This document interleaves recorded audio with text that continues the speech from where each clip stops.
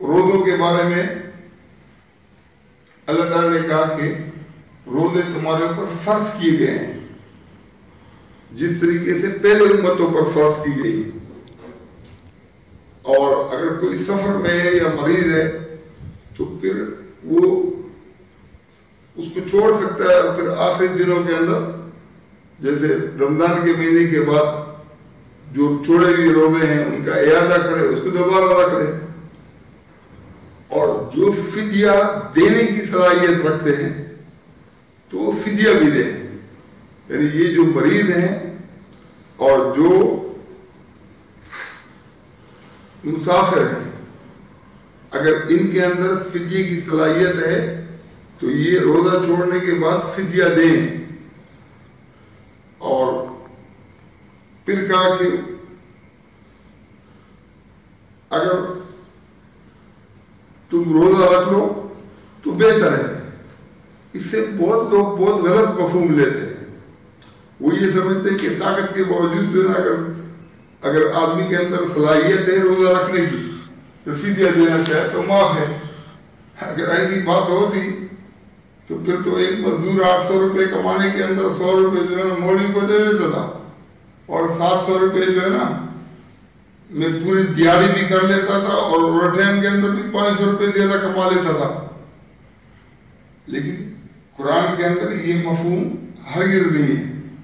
قرآن کے اندر اللہ کو پتہ ہے کہ انسان عبادت سے اور روزے سے، نماز سے اور قربانی سے، جہاد سے، ہر چیز سے جو ہے راہ فرار اختیار کرتا ہے. سورہ جمعہ کے اندر حضرت نبی علیہ السلام کے ٹائم کے اندر صحابہ کو مخاطب کیا کہ آپ جو ہے نا کھڑے ہوتے وَتَرَكُوكَ قَائِمًا، آپ کو کھڑے ہونے کی حالت میں یہ چھوڑ دیتے ہیں اور تجارت کرتے. حالانکہ یہ جو آپ کے پاس یہ رہتے تو یہ تجارت سے اور لو و لاب کے میں مشغول ہونے سے یہ ان کے لیے بہتر تھا.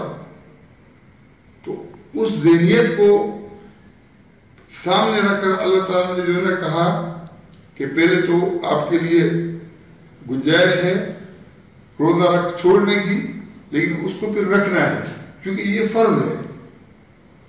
پھر کہا کہ اگر جو مریض اور جو بیمار ہیں اگر وہ غریب ہیں پھر تو ان کے اوپر جو ہے نا ان کو فدیہ دینے کی ضرورت نہیں ہے، دوسرے لوگ ان کو فدیہ دے کر. لیکن جو صاحب استطاعت ہیں، جو طاقت رکھتے ہیں، وہ فدیہ دیں. اس لیے کہ کیا پتہ ہے کہ وہ آخر دن تک پہنچ بھی پائیں گے کہ نہیں پہنچ پائیں گے. اور یہ جو ان کو سہولت ملی ہے کہ چلو سفر کے اندر اور مرض کے حالت میں جو ہے نا روزہ چھوڑ سکتے ہیں یہاں تک کہ صحت مند ہو جائے، تو اس کے لیے بھی اگر فدیہ دیں تو یہ ان کے لیے بہتر ہے. اللہ تعالیٰ نے کہا کہ جو تم میں سے جو ہے نا یہ اختیار کر لے تو یہ ان کے لیے بہتر ہے.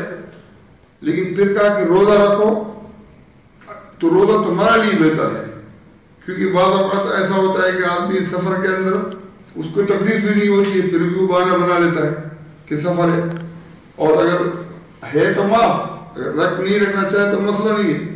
مریض ہے، اتنا مرض نہیں ہوتا، تو اللہ نے اس رائے فرار کو سامنے رکھتے ہوئے فرمایا کہ بہتر یہ کہ تم روزہ رکھو سفر میں بھی اور حالت مرض میں بھی. فدیہ دے کے جان نہیں چھڑاؤ بلکہ تم روزہ رکھو. پھر اللہ تعالیٰ نے اس کے بعد اگلی آیات کے اندر پھر کہا کہ جو مسافر ہیں یا مریض ہیں تو وہ آخری دنوں میں روزہ رکھے، کیونکہ اللہ تعالیٰ تمہارے لیے جو آسانی چاہتا ہے، مشکل نہیں چاہتا. اب دوسری مرتبہ میں وہ لوگ مخاطب ہیں جو بعض اوقات سخت سفر کے اندر بہت مشکل کے اندر بھی کہتے ہیں کہ بھئی ہم نے روزہ رکھنا ہی ہے، چاہے مرے جیے. مرض کے اندر شدت مرض ہوتا ہے پھر بھی جو ہے وہ رکھتے ہیں، تو اللہ تعالیٰ ان کو منع کر رہا ہے. تو اللہ تعالیٰ نے اعتدال کے ساتھ قرآن کو مزاجوں کے اندر دونوں سائڈ کو دیکھ کے قرآن کی آیات ایسی نازل کی ہیں جس سے لوگوں کے اندر اعتدال پیدا ہوتا ہے.